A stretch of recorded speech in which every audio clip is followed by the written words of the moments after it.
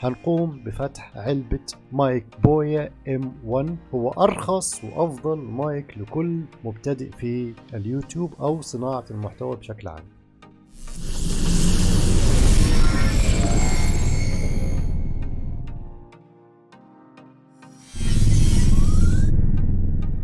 ازيكم عاملين ايه؟ اتمنى تكونوا بخير. زي ما احنا شايفين النهارده معانا علبة مايك بويا M1.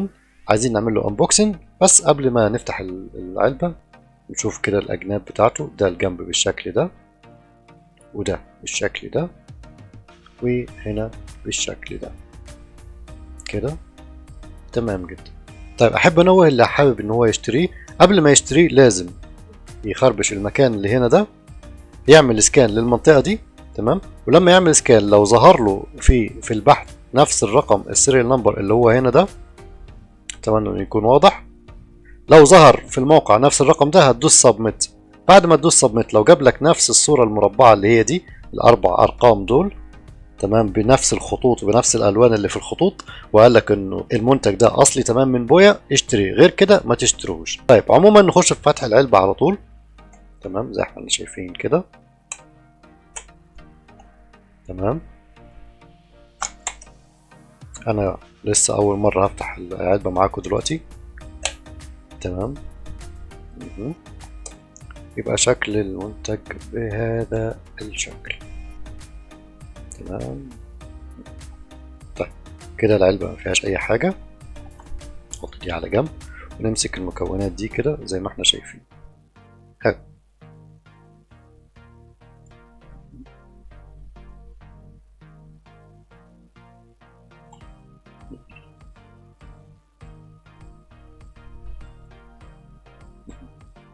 دي ما فيهاش حاجة، عبارة عن كفر للمايك.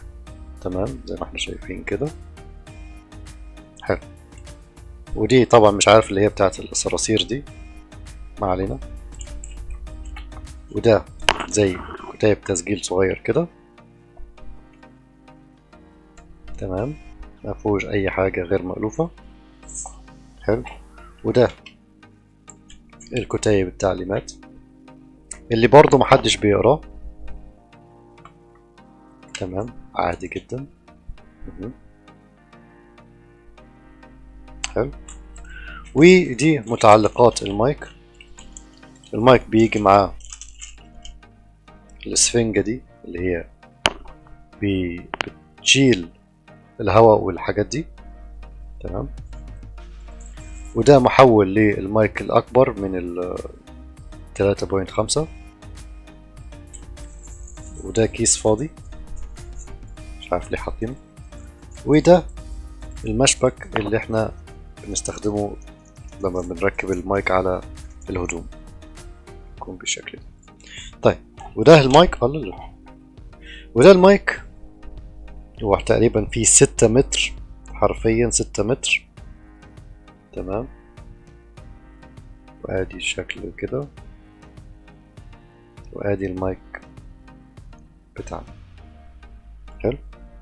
بنجيب الاسفنجة نركبها بالشكل ده.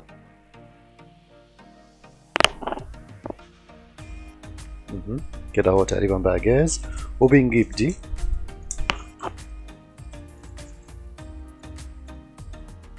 تمام. شايفين المكان الصغير ده، نركبه هنا كده في المكان ده كده اهو. اول ما تسمع التكة دي كده تمام.